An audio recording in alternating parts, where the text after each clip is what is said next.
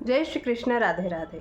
आज हम श्रीमद् भागवत गीता जी के 15वें अध्याय के महात्म का पाठ करेंगे। ओम श्री परमात्मने नमः। श्रीमद् भागवत गीता के 15वें अध्याय का महात्म। श्री महादेव जी कहते हैं, पार्वती, अब गीता के 15वें अध्याय का महात्म सुनो। गौड़ देश में कृपाण नरसिंह नामक एक राजा थे, जिनकी तलवार की धार से युद्ध में देवता भी परास्त हो जाते थे।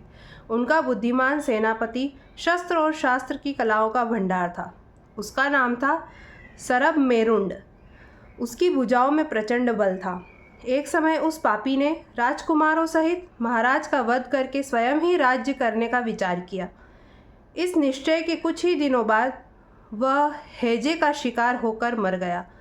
थोड़े समय में वह पापात्मा अपने पूर्व कर्म के कारण सिंधु देश में एक तेजस्वी घोड़ा हुआ। उसका पेट सटा हुआ था।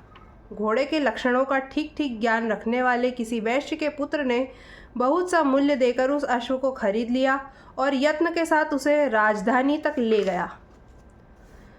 वैश्य कुमार वह अश्व राजा को देने को लाया था। यद्यपि राजा उस वैश्य कुमार से परिचित थे, तथापि द्वारपाल ने जाकर उसके आगमन की सूचना दी। राजा ने पूछा, किस लिए आए हो? तब उसने स्पष्ट शब्दों में उत्तर दिया, देव, सिंधु देश में एक उत्तम लक्षणों से संपन्न अश्व था, जिसे तीनों लोकों का एक रत्न समझकर मैंने बहुत सा मूल्य देकर खरीद लिया है। राजा ने आज्ञा दी, उस अश्व को यहाँ ले आओ। वास्तव में वह घोड़ा गुणों में उच्च श्रवा के समान था। सुंदर रूप का तो मानो घर ही था। शुभ लक्षणों का समुद्र जान पड़ता था। वैश्य घोड़ा ले आया और राजा ने उसे देखा।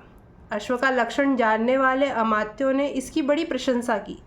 सुनकर राजा अपार आनंद में निमग्न हो गए और उन्होंने वैश्य को मुँह मांगा सुवर्ण देकर तुरंत ही उस अश्व को खरीद लिया।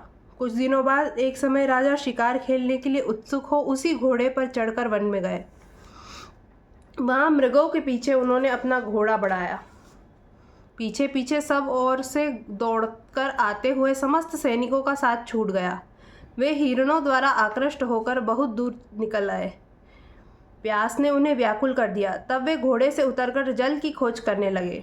घोड़े को तो उन्होंने वृक्ष की डाली में बांध दिया था और स्वयं एक चट्टान पर चढ़ने लगे। कुछ दूर जाने पर उन्होंने देखा कि एक पत्ते का टुकड़ा हवा से उड़कर शिलाखंड पर गिरा है। उसमें गीता के 15वें अध्याय का आधा श्लोक लिखा हुआ था। राजा उसे वाँचने लगे।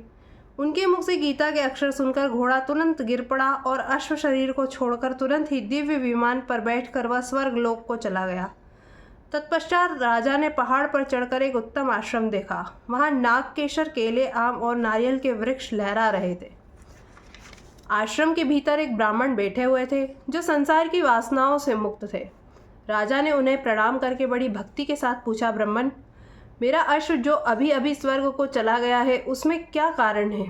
राजा की बात सुनकर त्रिकालदर्शी, मंत्रवेत्ता एवं महापुरुषों में श्रेष्ठ विष्णु शर्मा नामक ब्राह्मण ने कहा, राजन, पूर्व काल में तुम्हारे यहाँ जो सरब मेरुंड नामक सेनापति था, वह तुम्हें पुत्रों सहित मारकर स्वयं राज्य हड़प लेने को तैयार था।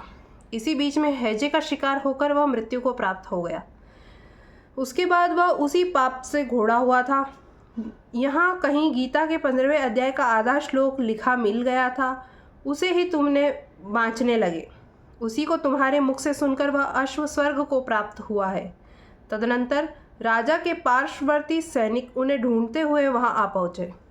उन सबके साथ ब्राह्मणों को प्रणाम करके राजा प्रसन्नतापूर्वक वहाँ से चले और गीता के 15वें अध्याय के श्लोकों का अक्षरों से अंकित उसी पत्र को वाँच कर प्रसन्न होने लगे।